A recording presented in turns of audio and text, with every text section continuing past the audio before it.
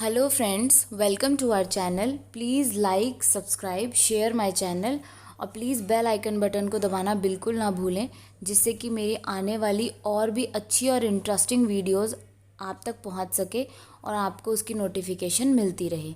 तो आज हम नया टॉपिक स्टार्ट करेंगे। Can husband claim maintenance bye wife? क्या पति अपनी पत्नी से खर्चा ले सकता है? आज हम इस टॉपिक के बारे में डिस्कस करेंगे। आज हम बात करेंगे पत्नी और पति एक दूसरे से अलग होने पर किस किस केस में एक दूसरे से खर्चा ले सकते हैं, जो कि बहुत कम लोग ही जानते हैं। जैसे कि आप लोगों को ये तो पता ही होगा कि अगर कभी पति और पत्नी में डिस्प्यूट होता है या झगड़ा होता है और वो अलग हो जाते हैं, तो पत्नी अपने पति से खर्चा ले सकती है। लेकिन हमारे भारतीय लोगों में बहुत कम लोगों को ये पता है कि पति भी अपनी पत्नी से खर्चा ले सकते हैं। तो आज हम बात करेंगे किन कंडीशंस पर पति अपनी पत्नी से इन कंडीशन पर खर्चा ले सकता है। पहला, पत्नी सरकारी या प्राइवेट जॉब कर रही हो। दूसरा, पति पूरी तरह से अपनी पत्नी पर निर्भर हो। तीसरा, पति या तो डिसेबल हो या तो वो काम ना कर सकता हो बिल्कुल भी। अब हिंदू मैरिज एक्ट 1955 में सेक्शन 24 और 25 में हिंदू धर्म के पुरुषों के लिए यह कानून व्यवस्था लागू की गई है।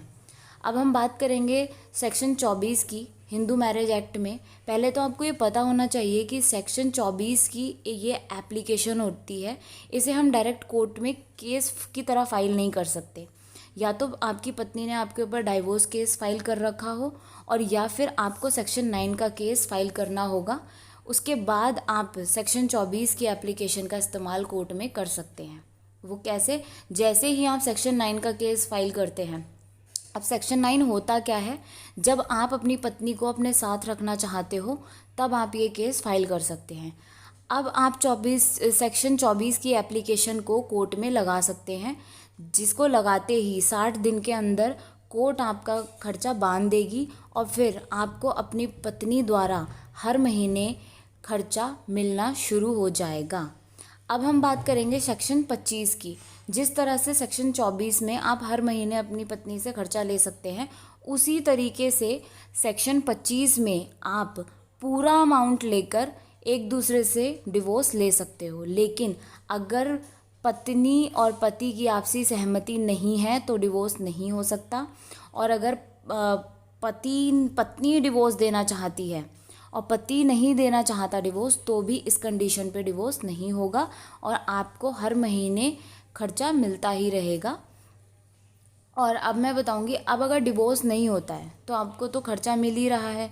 जितना खर्चा आपका केस में चलते हुए लगा है वो भी आपकी पत्नी को ही देना होगा, क्योंकि आप पूरी तरीके से अपनी पत्नी पर निर्भर हो। हर महीने मिलने वाला खर्चे से अगर आप सहमत नहीं हैं तो कोर्ट द्वारा आप उस हाई कोर्ट द्वारा अपने उस खर्चे को बढ़वा भी सकते हो।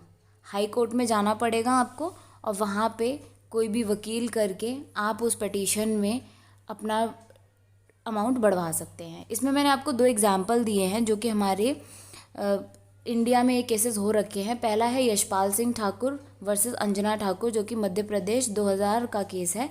और एक दूसरा है रानी सेठी वर्सेस सुनील सेठी, जो कि दिल्ली का केस है 2011 का। अब हम इसे डिटेल में पढ़ लेते हैं कि इसमें हुआ क्या था। पहले यशपाल सिंह ठाकुर वर्सेस अंजना राजपूत वाले केस में पत्नी द्वारा पूरा अमाउंट दे दिया गया था और इस केस को ख़त्म कर दिया गया था। लेकिन वहीं पर रानी सेठी वर्सेस सुनील सेठी वाले केस में सुनील सेठी ने हाई कोर्ट में अपील डालकर अपना खर्चा हर महीने का बढ़वाकर 20,000 करवा लिया था।